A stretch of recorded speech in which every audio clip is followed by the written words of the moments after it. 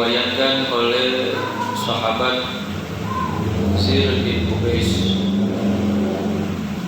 Beliau berkata, aku mendengar Sofwan bin Assal, dia berkata, pada saat itu Sofwan sedang berada dengan Nabi Muhammad SAW.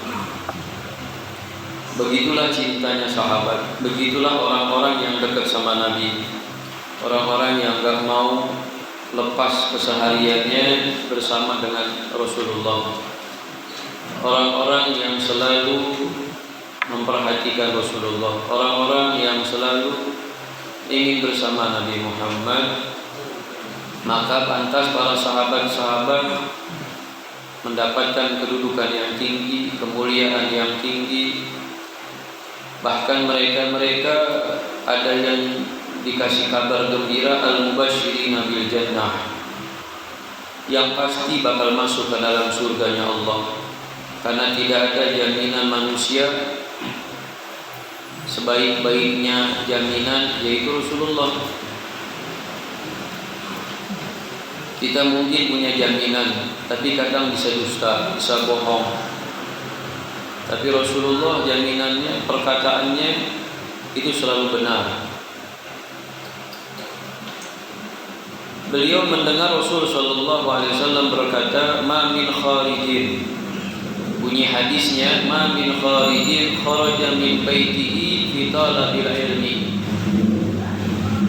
Tidaklah seseorang yang keluar, dia keluar dari rumahnya fi talabil ilmi, di dalam menuntut ilmu, mencari ilmu. Jadi Nabi mengungkapkan dengan kalimat talabul ilmi, mencari, menuntut. Enggak mesti harus ente pinter, ente paham, ente ngerti, cari dulu. Langkahkan dulu kedua kakimu. Kalau sekarang di media, ya gerakkan jarimu, pencet di mana ada majelis live, di mana ada majelis sedang streaming atau apa, semacam itulah. Itu penggalan hadis. Tapi lihat kesempurnaan Nabi kita Muhammad, illa kecuali wada'at lahul malaika ajnihataha. Para malaikat meletakkan sayapnya untuk siapa? Talabil ilmi, ridon bima yasna, ridho, senang, gembira, ma yasna, apa yang dilakukan sama orang yang sedang menuntut ilmu.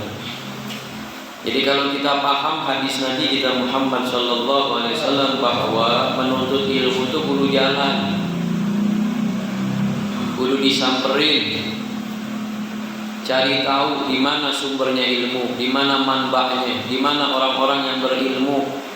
Datangkan apa yang mereka sampaikan, apa yang mereka berikan, kita dapat, kita serap, kita ngerti ataupun tidak. Tapi di dalam menuju langkahnya kita ke tempat tersebut atau bersama duduk dengan orang alim, itu Allah berikan kemuliaan. Kemuliaannya apa? Kemuliaan para malaikat diperintahkan untuk membentangkan sayapnya. Sebuah penghormatan yang begitu besar. Kalaulah di dunia manusia ada yang berlomba untuk mendapatkan jabatan dan dia dapat jabatan tersebut, maka di saat di mana dia tempat, di mana dia berada, maka dia akan dihormati, dia akan dimuliakan. Bahkan karpet merah bakal digelar sama dia. Bahkan bahasa sekarangnya 2 meter atau 5 meter kedatangan orang itu akan harus disterilkan, dibersihkan, dirapikan dan sebagainya. Itu kedudukan pangkat yang dimiliki oleh manusia ketika dia berada di dunia.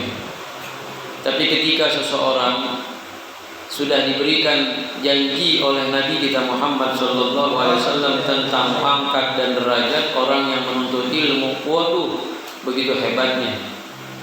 Bukan manusia bodyguard kita, Bukan makhluk-makhluk yang lain, tapi makhluk yang benar-benar gak pernah maksiat dan dosa kepada Allah. Yaitu malaikat yang diperintahkan untuk membentangkan sayapnya ridwan bima yasna. Apa yang dilakukan sama orang tersebut menuntut ilmu, itu Allah senang aja. Maka gak ada kata rugi orang yang sedang menuntut ilmu.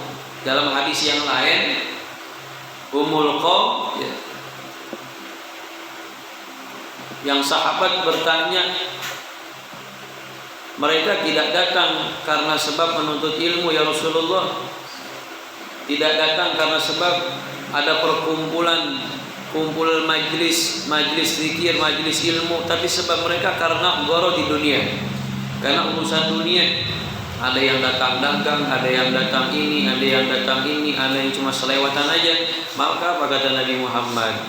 Mereka mendapatkan curahan rahmat dan anugerah Allah Subhanahu wa taala. Itu hebatnya duduk di majelis ilmu.